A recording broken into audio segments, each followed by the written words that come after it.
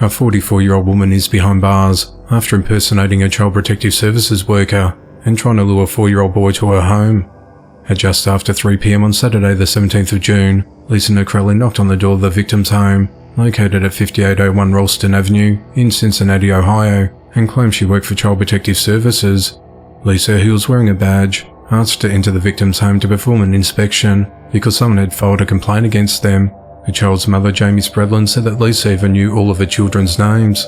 Lisa, however, did not leave her contact information behind. Jamie said she was tending to her infant son inside the home, and her daughter was in the driveway, while her son was out the front on his bike when he was approached by Lisa. Her husband, Tim, was away at the time.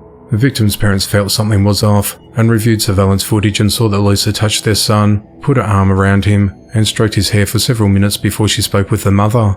The family did some research and learnt that Lisa was not in fact with Child Protective Services. Jamie said that everything was a lie, and now we're sitting here on top of being enraged that this has even happened, terrified because I don't know what her plan was. Lisa told investigators that she had been drinking since early that day, and that she walked to Kroger to get some more beer. She said that on the walk home, I saw a young child that I felt wasn't being supervised, so in an attempt to scare the parent, I pretended to be from Child Protective Services, she said. Lisa, who lives several blocks away, allegedly asked the boy to come with her to her home 3 different times before he rushed inside to alert his mother. Norwood police officers arrested Lisa and booked her into the Hamilton County Jail on a charge of criminal child enticement. On the 20th of June, police filed additional charges of burglary and impersonating an officer. She remains held on a $10,000 bond. On the 15th of June, a jury found 19-year-old Megan Joyce of Mirowitz guilty of killing her 64-year-old father. On the morning of the 1st of October 2021, Megan threw drain cleaner on her father, Conrad of Mirowitz, who slept on a couch in the home along Duck Creek Lane in Groveland Township, Michigan, leaving him unconscious and with burns all over his body. Authorities said that Conrad struggled with alcohol, and he was drunk at the time with a blood alcohol level of 0.3. Megan was upset he was unable to drive her to the hair salon for an appointment before her 18th birthday party later that night, after turning 18 2 days earlier.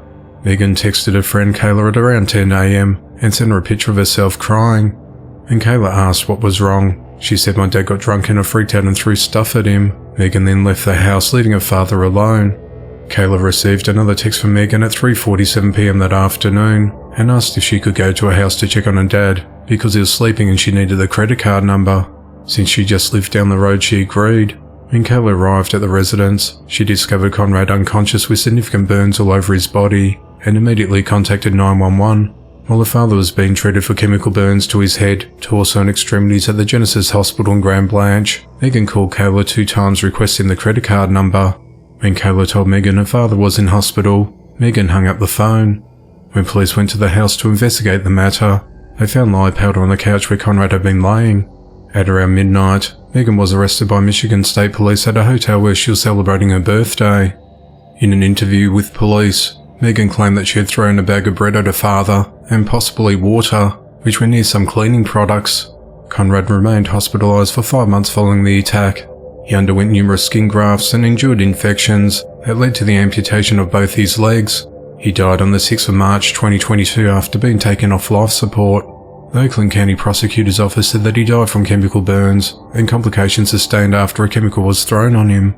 Prosecutor Karen McDonald said this is a tragic case. The defendant lashed out in anger and wound up killing her father.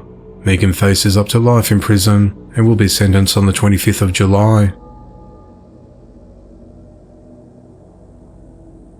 A man and a woman are dead following a shooting in a suspected murder-suicide.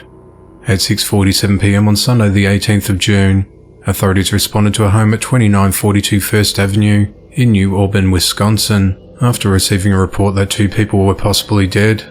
When deputies arrived at the scene, they found 37-year-old Beth Parker, the resident of the home, suffering from a gunshot wound. She was rushed to a local hospital, where she died from her injuries.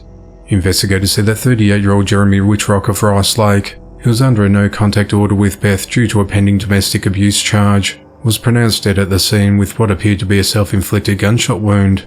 A 15-year-old was also at the home at the time, but was not physically hurt. The teen's relationship to the man and woman is unknown. Authorities said the official causes of death will be released by the Barron County Medical Examiner's Office at a later date.